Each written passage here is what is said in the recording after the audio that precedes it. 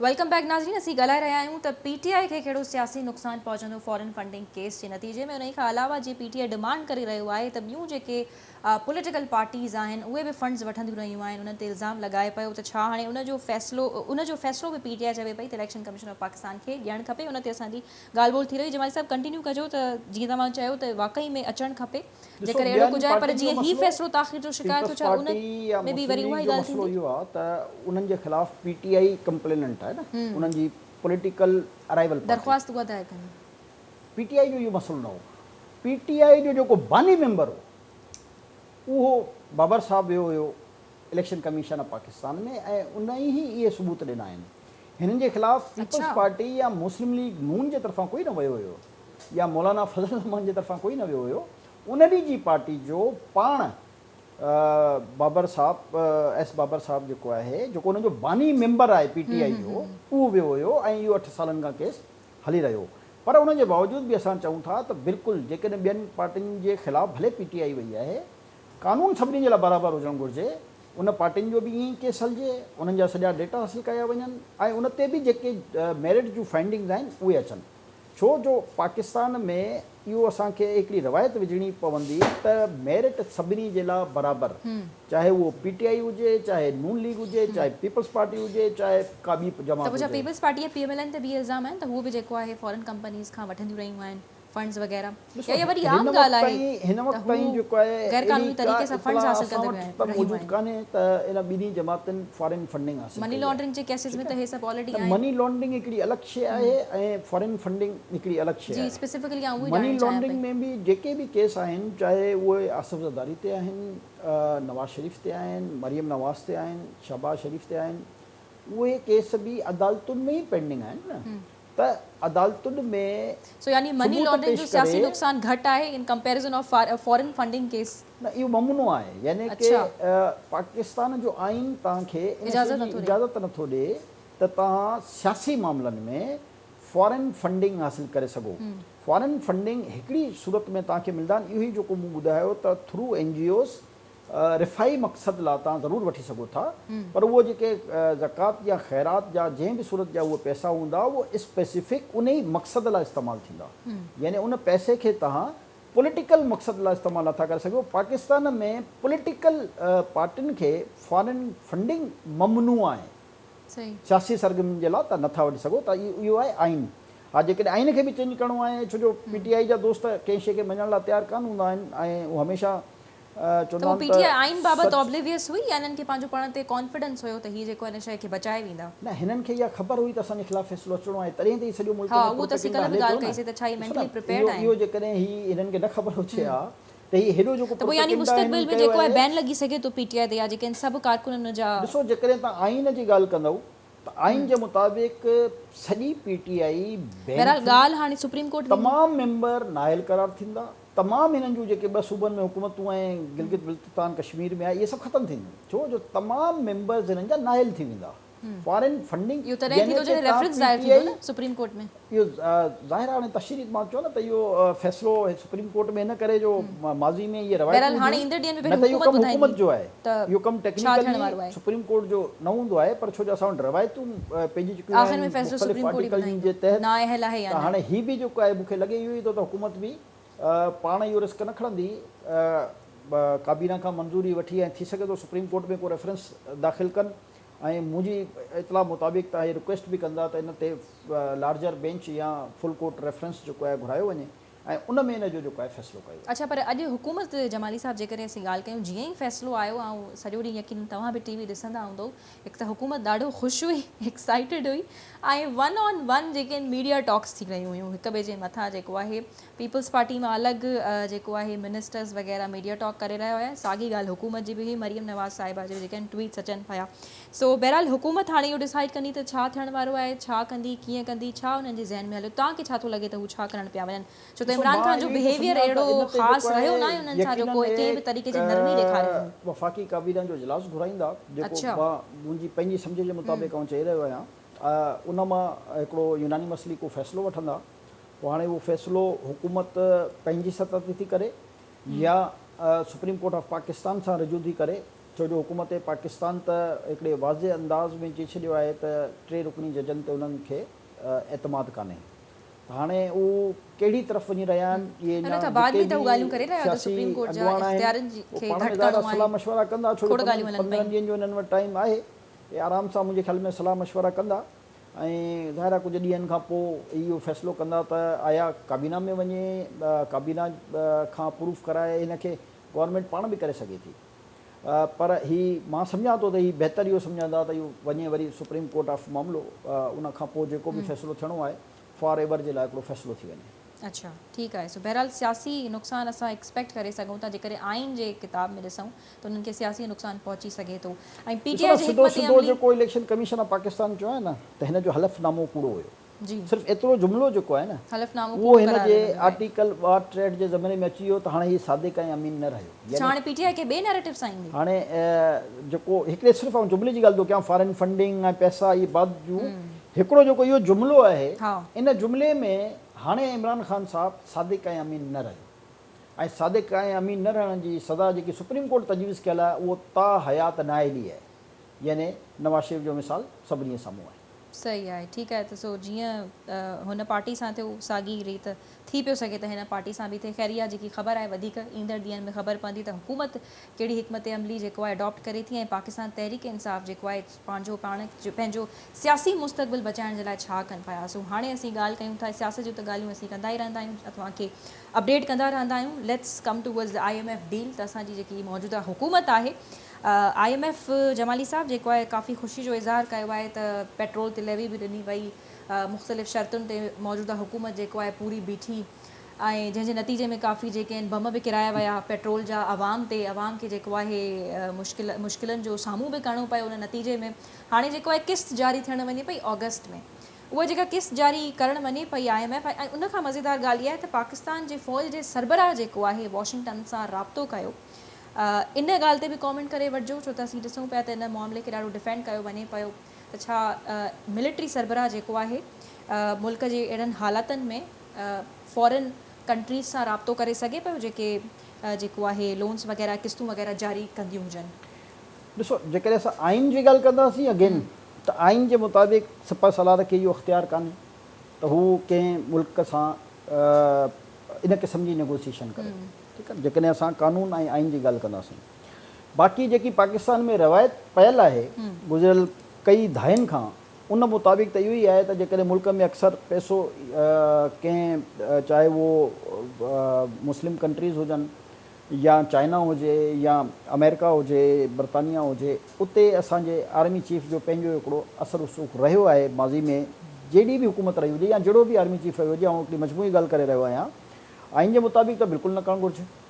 ऐं जेकॾहिं रवायत असां ॾिसूं था त इहो जनरल अयूब जे दौर खां सिलसिलो जेको शुरू थियल आहे ऐं अॼु ताईं सरायो त मुश्किल हालतुनि में जेको आहे मिलिट्री जे सरबराह कोर्स जेको आहे राब्तो कयो वॉशिंगटन सां त जेको IMF जी किस्त आहे जारी कई वञे ऐं हाणे जेको आहे असांखे साॻी ख़बर जेको आहे ॾिसण में बि आई त उन्हनि जो असरु हुयो। ॾिसो उहो सियासी जमातुनि खे तारीफ़ कई आहे या न कई आहे उहो डिफरेंट सब्जेक्ट आहे। असां ॻाल्हि कयूं था आइन जे मुताबिक़ त आइन छा थो चए ऐं उन जे मुताबिक़ असांजे मुल्क में रवायत कहिड़ी पयल आहे त आइन इजाज़त कान थो ॾिए, जेको बिल्कुलु क्लियर आहे। बाक़ी रवायत हिकिड़ी जनरल अयूब जे दौर खां पई आहे, हर आर्मी चीफ पंहिंजो हिकिड़ो असर रसूख़ इस्तेमालु कंदो आहे, छो जो पाकिस्तान जी जेकी आर्मी आहे ज़ाहिर आहे त उनजो दुनिया जे मुख़्तलिफ़ मुल्कनि सां डायरेक्टली तमामु घणो वास्तो रहियो आहे ऐं जेके वॉर्स थियूं आहिनि ख़ासि तौर ते चाहे उहा रशियन वॉर जेकॾहिं ज़ालक जे दौर जी असां ॾिसूं जंहिंमें सोवियत यूनियन ठहियो या मुशर्रफ जे दौर में असां 9/11 खां पोइ ॾिसूं त बहरहाल अमरीका सां असांजी आर्मी जा हिकिड़ा तमामु गहरा रिलेशन्स जेके आहिनि उहे रहिया आहिनि। जेके बि स्ट्रेटेजिक मामलात हूंदा हुया अमरीका ऐं अफ़गानिस्तान जे विच में, उन में पाकिस्तान आर्मी जो बहरहाल हिकिड़ो वॾो रोल रहियो आहे। अहिड़े तरीक़े सां सऊदी अरब हुजे या UAE हुजे या चाइना हुजे, इन्हनि जे मामलनि में बि आर्मी जो डायरेक्टली इन्हनि कंट्रीज़ सां काफ़ी हद ताईं रिलेशन सुठा रहिया आहिनि। त हुन पंहिंजी हिकिड़ी गुडविल इस्तेमालु करण जी कोशिशि कई, पर असां उनखे ॿ पैराए में ॾिसी सघूं था त छा इहो आइनी तरीक़े सां इहो करे पियो सघे या न पियो करे सघे। पर थी सघे थो उन खे वज़ीर आज़म चयो हुजे, छो जो असांखे इन जी ॻाल्हि जी अञा पूरी ॼाण कान्हे। वज़ीर आज़म इन ॻाल्हि खे डिफेंड कंदे नज़र आया। आइन जी जेकॾहिं असां ॻाल्हि कयूं त आइन मुताबिक़ त नो, बाक़ी जेकी रवायतूं पियल आहिनि हिन मुल्क में, छो जो अजीब ग़रीब हिन मुल्क में रवायतूं त पियल आहिनि। हर माण्हू जेको आहे उहो चवंदो आहे फलाणी हुकूमत में हीअं थियो त हिन महीने जीअं हाणे कुझु माण्हू या दलील ॾींदा आहिनि त इमरान जी हुकूमत में हीअं न थियो। अहिड़े तरीक़े सां इमरान पंहिंजी हुकूमत में जॾहिं हुयो त ॿियनि हुकूमतुनि जी दलील ॾींदो हुयो। भई तव्हां कंहिं ॿिए जी दलील न ॾियो, तव्हां जॾहिं हुकुमरान थींदा आहियो केर बि हुजे त हू रुॻो पंहिंजी गवर्नेंस, पंहिंजे किरदारु, पंहिंजी आवाम जी फिला बेबूद लाइ खयल क़दमनि, पंहिंजी पॉलिसीज़ ते ॻाल्हाए। ॿिए छा कयो, जेकॾहिं असां हिन डिबेट में वेंदासीं त मुल्क कॾहिं तरक़ी कान करे सघंदो। 1960 में जेतिरो असां ताक़तवर हुआसीं या 1955 में नओं पाकिस्तान ठहियो 1947 में, पर असां 5-7 सालनि में एतिरा ताक़तवर हुयासीं जो असां ग्वादर पोर्ट ख़रीद पिया कयूं $3 अरब में 1954 में। पाकिस्तान कतर खे, टर्की खे, UAE खे पंहिंजी एविएशन जूं टीमूं ॾिनियूं, उन्हनि जा पायलट ठाहिया, उन्हनि जूं पहिरियूं परवाज़ूं ॾिनियूं, उन्हनि खे PIA जा जहाज़ ॾिना। त पाकिस्तान असांखे इहो ॾिसणो आहे त हेॾे अरसे में पाकिस्तान हेठि वियो आहे या मथे वियो आहे। जिन मुल्कनि खे असां स्टेबिलिटी ते पहुचायोसीं उहे सभु मुल्क टॉप जी इकोनॉमी ते पहुची चुका आहिनि। बदकिस्मती सां जेके असां टॉप में शामिल हुआसीं उहे रोज़ जी बुनियाद ते फ़ाइदो छा थींदो? छा डॉलर 240-50 पैसा थी वियो? ॾिसो रुॻो इहो $1.25 अरब जो इशू न हो IMF जो, इन सां जुड़ियल काफ़ी ॿियूं शयूं आहिनि। जीअं इहे पैसा IMF जा लहंदा त यकीनन जेके इतलात आहिनि त सऊदी अरब ऐं UAE मां बि इन तरीक़े जा ऐं यकीनन पूरो इम्कान आहे त डॉलर यकीनन हेठि ईंदो, छो जो डॉलर हिन वक़्तु जेको बीठो आहे उहो हिकिड़े मां सम्झां थो फैब्रिकेटेड तरीक़े सां बीठो आहे, 2 नंबर तरीक़े सां एतिरो अॻिते वियो आहे। ऐं जेकॾहिं इहे पैसा रिलीज़ थी था वञनि ऐं थोरो हिते स्टेबिलिटी बि अची थी वञे, छो जो स्टेबिलिटी न, पॉलिटिकल स्टेबिलिटी जी आऊं ॻाल्हि पियो कयां त पॉलिटिकल स्टेबिलिटी न हुजण जे करे हिकिड़ो जेको ख़ौफ़ पैनिक थो फैलिजी वञे, उन सां बि डॉलर जी फ्लक्चुएशन थी थिए। जेकॾहिं थोरी सी स्टेबिलिटी अची वञे सियासत में ऐं हीअ पैसा अची वञनि ऐं थोरा ॿिया कंहिं जॻह ते अची वञनि त यकीन मूंखे यकीन आहे त 200 ऐं उन जे लॻभॻि डॉलर जो आहे। किस तरह सां डॉलर में स्टेबिलिटी असां एक्सपेक्ट करे सघूं था? उन खां पोइ ॾिसो एतमाद पहिरियों हिननि पैनिक जेकी फैलियल हुई त पाकिस्तान डिफॉल्ट पे था। हां, त सिर्फ डॉलर में एक्सपेक्ट कयूं स्टेबिलिटी, बाक़ी ॿिया जेके मसला आहिनि महंगाई जा, ॾिसो जॾहिं डॉलर फ्लेक्सिबल खुशखबरी जी का एक्सपेक्टेशन रखूं हुकूमत मां, जॾहिं डॉलर हेठि ईंदो, छा घटि करण वञनि, जॾहिं डॉलर हेठि ईंदो त जेको बि इंपोर्ट में मटीरियल असां घुराईंदा आहियूं, रॉ मटीरियल जंहिंखे असां चऊं त नेचुरल आहे त उन में कुझु हद ताईं कमी वाक़िअ थींदी न। अच्छा, जीअं यानी पेट्रोल घटि थी सघे पियो इन ॾींहंनि में आफ्टर द किस्त। ॾिसो पेट्रोल बि घटि थी सघे थो, छो जो इंटरनेशनल मार्केट में ख़ुशी जो मुज़ाहिरो कयो आहे त लेवी जारी कई किरियल आहे न, हिते डॉलर वांगे थियण जे करे वरी असांखे नुक़सान थी वियो न। न त डॉलर हेठि थींदो त यानी सीधे ॾींहंनि में कयूं एक्सपेक्ट त कुझु न कुझु सुठो थियण वञे पियो। मार्केट में पेट्रोल किरियल आहे त इन जा समरात 25-30 रुपया घटि अञा पाकिस्तानी क़ौम खे ॾिसण में अचनि हा, पर डॉलर जी उॾाम एतिरी मथे हली वई जो उहो जेको फ़ाइदो हुयो उहो पाकिस्तानी अवाम खे मिली न सघियो। हाणे बि जेकॾहिं इहो डॉलर 200 ताईं अची थो वञे त मां सम्झां थो त काफ़ी शयुनि में बहितरी थी वेंदी, उहा ऑटोमेटिक बहितरी हूंदी। ऐं काफ़िनि शयुनि में छा मुराद आहे जमाली साहब? जीअं तव्हां जेके बि रॉ में ॾिसो, जॾहिं बि तव्हां रॉ मटीरियल घुराईंदा आहियो त उनजो ख़र्चु हूंदो आहे, जॾहिं वरी हुते फिनिश थींदो आहे त उनजो ख़र्चु मैच कबो आहे न। त जेकॾहिं रॉ मटीरियल तव्हांखे सस्तो मिलियो त तव्हांजी फिनिशिंग जा तव्हां रुॻो उन में पैसा मिलाए करे पोइ उहा शइ सेल कंदा आहियो। त अहिड़े तरीक़े सां जॾहिं डॉलर मथे आहे त तव्हांजो रॉ मटीरियल महांगो थो अचे ऐं ऑटोमेटिक पोइ वरी हेठि महांगाई थी वञे। ऐं जेकॾहिं डॉलर जी फ्लक्चुएशन हेठि थी अची वञे त ऑटोमेटिक शयूं सस्तियूं थींदियूं न। हाणे उहो वरी हुकूमत जो कमु आहे त जंहिं शइ में फ्लक्चुएशन आई आहे, जेकी हिकदमि वधी आहे, उनखे घटि करण लाइ पंहिंजी इंतिज़ामिया खे मुतहरिक कबो आहे त हाणे ही पोज़ीशन थी वई आहे, हाणे तव्हां ॾिसो त हिननि शयुनि ते घटि थिए। हींअर त छो जो डॉलर जी फ्लक्चुएशन जे करे हरू भरू बि शयूं महांगियूं, यानी सब्जी वारो फ्रूट वारो जेकी असांजी पंहिंजी एग्रीकल्चर आहे उन्हनि सभिनी बि महांगो करे छॾियो त डॉलर महांगो थी वियो आहे। भई डॉलर सां सब्जी फ्रूट जो कहिड़ो तालुक हो, पर तालुक जोड़ियो वेंदो आहे थी वियो त पेट्रोल जे करे ट्रांसपोर्टेशन महांगी थी, एॾी फ्लक्चुएशन कान हुई। असांजी जेको आहे पंहिंजी क्रिएट कयल, हर माण्हू जे पंहिंजे दिमाग़ जी क्रिएट कयल त खीर वारो पंहिंजी मर्ज़ी सां पैसा वधाए पियो, त ॾही वारो पंहिंजी मर्ज़ी सां पियो वधाए, त फ्रूट वारो, सब्जी वारो, इन्हनि शयुनि में एॾी थोरी फ्लक्चुएशन हुई जेकी हाणे थी वई आहे। इहो कमु आहे हुकूमत जो, इंतिज़ामी तौर ते इन्हनि शयुनि खे ॾिठो वेंदो आहे ऐं सूबा इन जा ज़िमेदार आहिनि। सूबनि खे विजिलेंस रखणी हूंदी आहे त आम इस्तेमाल जूं शयूं खाइण पीअण जूं उन्हनि खे कीअं कंट्रोल में रखिजे। इहो तव्हांखे वफ़ाक़ी ऐं सूबाई हुकूमतूं इन हवाले सां कमु कंदे नज़र अचनि पियूं? नज़र ई न पियो अचनि न। इहो ई त असांखे अफ़सोस आहे त चाहे वफ़ाक़ी हुकूमत हुजे या चारई सूबाई जहिड़ी अॼु एक्साइटमेंट मूंखे वफ़ाक़ ऐं सूबाई महांगाई मिनिस्टर्स जी नज़र आम आई खाइण पीअण फ़ैसिले जूं खां पोइ शयूं कॾहिं आहिनि। महांगाई ते बि ॻाल्हाए वठनि, तमामु घटि ॻाल्हाईंदा इन शइ ते। इहो सभ खां वॾो मसइलो न, आहे। आई वॉज़ वेरी शॉक्ड हुनजी एक्साइटमेंट ॾिसी करे। उहो ठीकु आहे त हुनजी सियासी मैदान में हिकु कामयाबी हुई, हुनजी मुख़ालिफ़ पार्टी जे ख़िलाफ़ु हिकु फ़ैसिलो आयो, सही आहे, कंग्रेचुलेशन्स टू दैम। पर उन खां अलावा हू कॾहिं एतिरी सुठी जल्दबाज़ी सां इमोशनल थी करे आवाम जे मसइलनि ते ॻाल्हाइनि त मूंखे ॾाढी ख़ुशी थींदी। इन में को शक न आहे त सूबाई हुकूमतूं महांगाई ते कंट्रोल करण में जेको उन्हनि खे किरदारु अदा करणु घुरिजे, जीअं तव्हां दुरुस्त पॉइंट आउट कयो त खीर वारो पंहिंजी मर्ज़ी सां वधाए पियो, ॾही वारो पंहिंजी मर्ज़ी सां। आहिनि छो जो इंतिज़ामी सतह ते उन्हनि ते को चेक एंड बैलेंस कान्हे, का सख़्ती कान्हे। जेकॾहिं हुकूमत पंहिंजा वसाइल इस्तेमालु करे ऐं तमामु रिटेलर्स होलसेलर ते थोरी सख़्ती करे, मां सम्झां थो इन काफ़ी हद ताईं असां महांगाई खे हिते ई कवर करे सघूं था।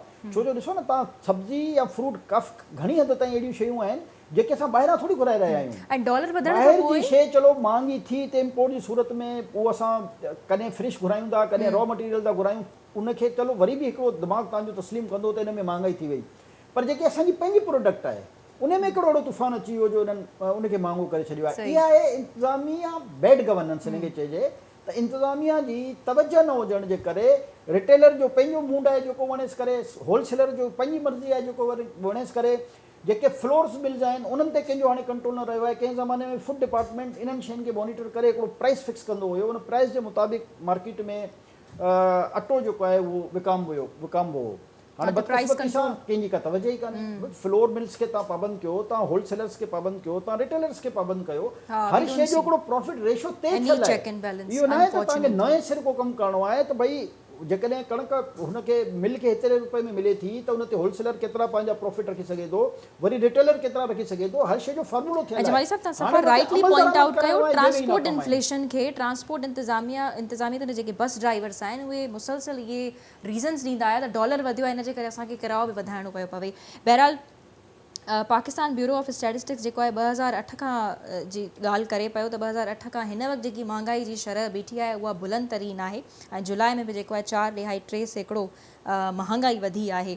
सो ओवरऑल जेको आहे उहो 24.9 रहियो आहे जुलाई में।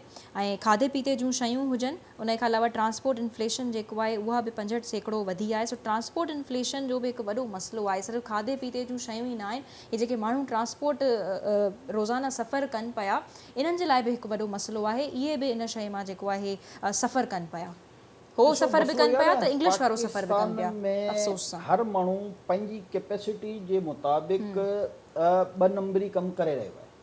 जंहिंखे जिते मौक़ो मिली रहियो आहे उते हू 2 नंबरी जो कमु करे रहियो आहे। इन मेन रीज़न इहो ई आहे न, चेक एंड बैलेंस न आहे। चेक एंड बैलेंस इहो ई त हुकूमत जो कमु आहे न। हुकूमत छा जी त मथां सख़्ती थींदी त ज़ाहिर आहे हेठि पाणी आवाम जेको आहे करणु लॻंदो। जॾहिं हू ॾिसंदा त मथियां न पिया कनि त हू छो कंदा? आवाम खे वधि खां वधि सहूलियतूं कीअं प्रोवाइड करे सघजनि थियूं, इन जे लाइ हेतिरी इंतिज़ामिया हूंदी आहे न।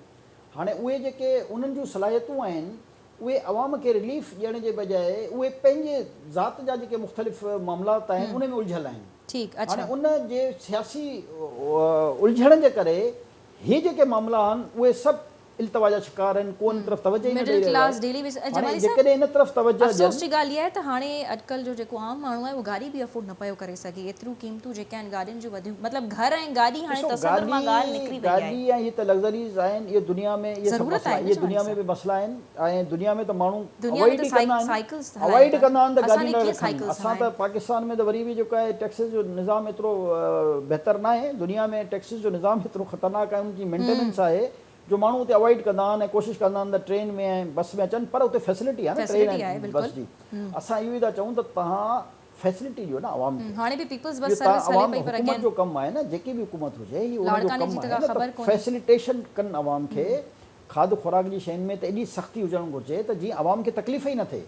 पर इंतिज़ामी तवजह न हुजण जे करे इहो एॾो वॾो को मसइलो बि कान्हे। कंहिं ज़माने में मूंखे यादि आहे जेके मार्केट कमेटियूं हूंदियूं आहिनि, सब्जी मंडियूं जेके असां चवंदा आहियूं, उते पहिरियों हिकिड़ो रेट फिक्स थींदो हुयो, यानी होलसेलर जेके असां चइजे।